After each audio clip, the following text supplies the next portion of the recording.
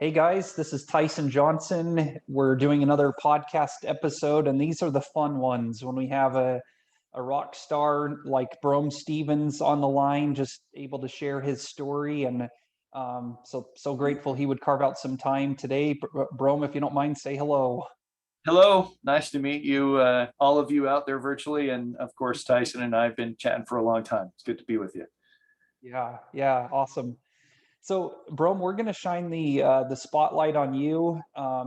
If you don't mind, just go ahead and introduce yourself. A lot of the listeners, working professional dads. Before this podcast, we were talking about balancing work life and community responsibilities. Maybe you could just quickly kind of tell us who you are. Sure. Yeah, happy to do that. My first name's Brom. It's spelled Brom, but it's a long O, like the city Rome with a B. Thanks to my mom for that. I live in Atlanta. I'm 43. I'm a dad. I'm a father of four. I have three boys, and our family has a little girl that we actually lost in an accident in 2017, but she's still very much a part of our family. In terms of me, but professionally, I work in healthcare IT. I have done so for, goodness, almost 2 decades. I work for a small healthcare IT company as an executive, and I actually volunteer at my church and lead a congregation right now as a volunteer for a period of a few years. So that's where I spend a lot of my time. I work a lot with the youth at our church. So, yeah. Yeah, that's amazing. So I was reviewing my notes, and you and I had met last year. Maybe met isn't quite the right word, but we had come in contact with each other. Yeah. And realized we had some neat things in common. And maybe you could share, I guess, what was going on in your life that prompted you to join this tribe. Sure. I think thinking about where I was last year, there's maybe a little history as a preface that would help. When I was younger, I was always pretty fit and trim and didn't have any issues. Sometime after graduate school, I started working in the professional world, leading a large team. I had 10-hour days plus 2+ hours in traffic, and it got to be to the point where it was pretty hard on my health. I could tell that I wasn't exercising because I didn't have time, and I was getting home at 7 o'clock at night and putting kids in bed, and that's not normally for me the time I want to go out and exercise. And so I sort of let myself go for a period of time. Sometime around the time my daughter was born, I was going in for an annual checkup at the doctor, and I remember sitting on the bench and looking at my hand, and it was quivering, and I could just feel stress inside, and I wasn't happy. I wasn't feeling well. So I sort of make an effort then to start exercising regularly. I didn't do anything with my diet, and that helped. I lost a decent amount of weight. And then, unfortunately, in December of 2017, I was out for a run. It was I remember the day pretty vividly. It was a 7-mile run. I had my days planned out. I was prepping for a half marathon. I was about halfway through it, and I got that call that no dad ever wants. My son told me that I needed to get home, and that my daughter wasn't breathing. He didn't tell me anything else. As a dad, your brain explodes in thinking about everything. So I turned around and I ran home, and by the time I got in the car back to the house, the ambulance was leaving. I followed to the hospital, and that day we lost our little girl. And for me personally, it was an inflection point in my life. I had been doing so well, prepping for this half marathon. I thought I was finally on top of my health, and I sort of started spiraling over the next 2 or 3 years. And it was sometime in early 2020, before I met Tyson, that I actually had a heart event where I started having pretty chronic atrial fibrillation. If those of you don't know what that is, it's your heart sort of panics. It was stress related, which isn't a big surprise, and the weight didn't help. And I thought I could do it on my own, and I started working at it again. But by the time August rolled around. I hadn't made a lot of progress, and Tyson reached out to me on LinkedIn. And I remember he sent me the note, and I read through the website, and I said, well, this is interesting. I said, I don't have time to do this. I'll figure it out on my own. And it was pretty clear within a week or two that I was like, okay, I need help, and it's okay to ask for help. So I contacted Tyson and said, hey, let's try it. I'm willing to try anything at this point. You know, you sort of get to this point at which you're willing to give up everything to just get moving forward, to make some progress. And I don't want anybody to think in that statement that going with the six-pack dad tribe was giving up everything. It wasn't. But I had gotten to that point in my life where I was ready to just do anything, make a commitment. So I signed up in the end of September of 2020. And I actually officially started the second week of October. We had a little trip in there, and then I started right afterwards, and I've been working at it ever since. And it's been awesome. You know, things that I found in being a part of the tribe is obviously the support structure and all the things that go with it. But it's been a great, and now it's been about 6 months, and I've gotten an immense amount from it. So anyway, that's sort of my background, how I ended up on your radar and Yeah. part of the tribe. Well, and to your credit, Brom, you know, we have a couple different offerings, one of which is very hands-on. It's one-on-one, weekly check-ins, and you went more of the self-motivated route. And yet I get message from you like, I haven't been this like lean and fit and weighed this in 10 years. You know, I get little messages like that from you. To your credit, like we gave you the approach, you went out and executed. So maybe you could tell us just a little bit about scale and non-scale victories, and what has made such a difference for you. Yeah, no, great point. I find usually when I put my mind to something, I can stick with it. And that helped me previously, but there is a point at which, as I said before, I needed to find some way to continue to propel forward. And that's where I think, you know, being a part of the tribe has helped with that. And to your point about some victories, in 6 months, I've lost, I'm on the cusp of 30 pounds down. I'm still overweight. I'm working on that. I have a longer term goal. And interestingly enough, in the last couple of weeks, I've just had this vision of, you know, hey, I used to be really skinny. I could actually be there again. I mean, I don't know that I want to be as skinny as it was when I got married. I'm 6'2" and I was 165 pounds, and my wife was like, yeah, that's skinny. So I don't know that I'll get back there, but I could get down under 200 again, and I believe it. And I don't know that I've ever believed that I could do that until now. You know, some of the simple wins are, you know, my clothes are, you know, the ones I was wearing before are falling off of me. I actually haven't bought a lot of new clothes yet because I just know that they're going to start falling off if I do. So I'm just sort of hanging out until I have a problem with them.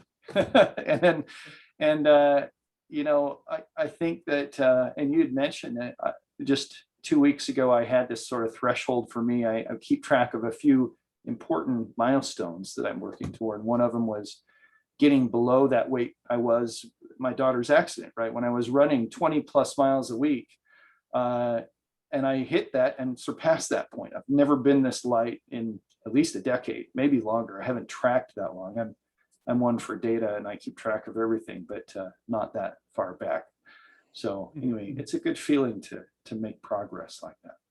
I'll bet. My dad describes it as when he lost 40 pounds about 3 years ago, and he's kept it off this entire time. He said he feels like it was a heavy backpack that he took off of his life, and all these other problems and weights and things we have to deal with. It you've been pretty transparent on this interview.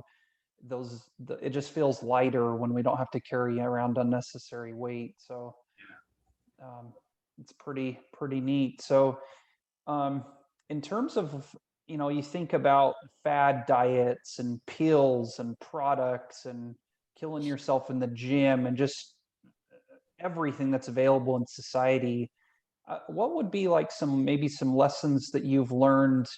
Because you've officially beat the odds. You are 6 months in, you're showing no signs of stopping. you haven't talked about starving yourself or anything crazy. Like you're just being you, and you're a busy professional and serving your church and all these things. So like, what are some of the lessons learned on how to do this as opposed to just the weight loss roller coaster that so many people have to deal with? Yeah, it's a great question. And I was on that weight loss roller coaster for a long time. So I totally relate to that. I think, you know, there's been some education that I've had in this time frame, right? I love the podcasts that you've posted that have helped me learn more about how my body reacts to, what I eat, and learning that, I don't have to starve myself, right, with certain diets for a period of time, because really long term that doesn't help me. What I have personally learned though is, I look at this as it's a bit of a journey, right? I've found that uh, we get at these phases in life where we sort of sprint, and that's a fad diet, right? We go on the sprint, it shows results, it must be working, it must be the right way. But then the life curveballs hit you, and you get off track. You have a holiday come, and you just take a break for a period of time, and then before you know it, you're completely off track. Or you have a major life event like I had, and suddenly you can't continue doing the diet in the same way you had, because it was ultimately a fad. And for me, what's changed me being a part of this is learning that how my body works, how it processes things like sugars and carbs and other things, um, makes me rethink how I eat. It makes me rethink the activities I do on a regular basis. And it's not just me. I watch my family respond to this. I love the fact your wife has shared a lot of wonderful recipes that, are excellent, but they consider all the things that I never considered before about what was going into my body. So, going back to it, it's really about a mindset change. It's about realizing that, you know, it's a marathon, and that it's just who I am. I'm here for the long haul. What I'm doing is just become who I am, and that I don't intend to change that again, just because of something that happened in my life, if that makes sense. Yeah.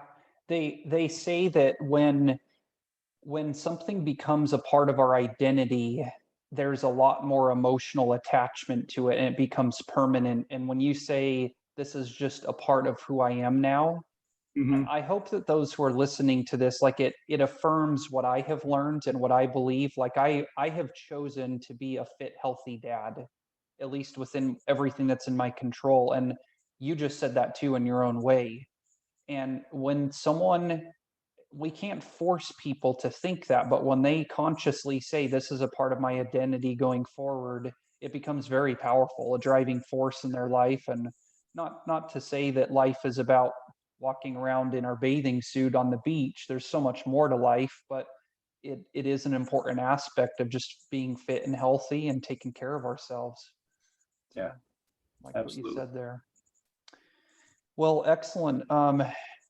As you think about, I guess, your family, your kids, your profession, your community responsibilities, um, any other, I guess, parting words of wisdom or thoughts as you talk about this journey? And Yeah, I think when I first started on the journey, I had some anxiety, because I'm not a lone actor in my home, right? I have a wonderful wife. I love her. I love my kids.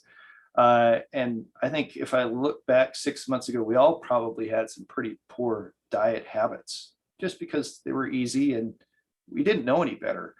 I found that as I have conversations with my family about the things I'm learning and about what I'm doing, I'm watching them react in ways that I never would have imagined. I mean, for example, my now, as of this week, 14-year-old son came in, and we'd been on spring break last week, and we just did a lot of activities, but he wasn't regularly exercising because we were out fishing on the boat and going and exploring museums and things. And he came home and told me, he said, "Hey, Dad, I'm going to go out for a run. I just feel like I need it. I need to get this out there." And I don't think I ever heard them say that before. And I see him making active changes in a way because he watches me that will improve his life long term. And I love my parents. They didn't think about it in those terms when I was a kid, and I wish they'd had. And I'm just thrilled to see that happening already for my kids. And I'm cautiously optimistic that the things that they see happening and the person who I've become as a result of this is what they want to pattern after and where they want to be with their own health, right, when they get to be my age, sort of. So, anyway. That's probably one of the most meaningful and powerful ways to maybe put on a bow on this interview is to consider, and I found the same thing, Brom, like our choices affect people far outside of ourselves. And initially, come New Year, we're thinking about ourselves and, hey, I don't like these extra 30 or 50 pounds. It starts selfishly and it's a problem we want to fix. And then we start fixing it and we start realizing that we are affecting generations and neighbors. And you've commented, people are at church are giving you comments, and our story starts to create curiosity and inspiration for others. And next thing you know, you're getting interviewed by someone sharing your story. So yeah. yeah.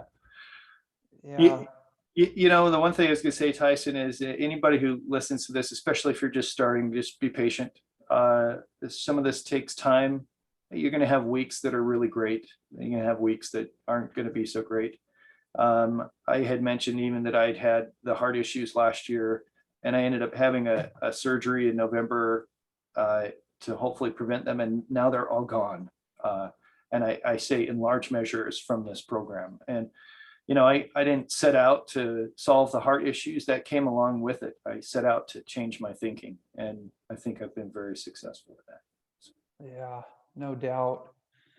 Well, we sure appreciate you sharing your story, and salute you for you have every reason not to have done this, right?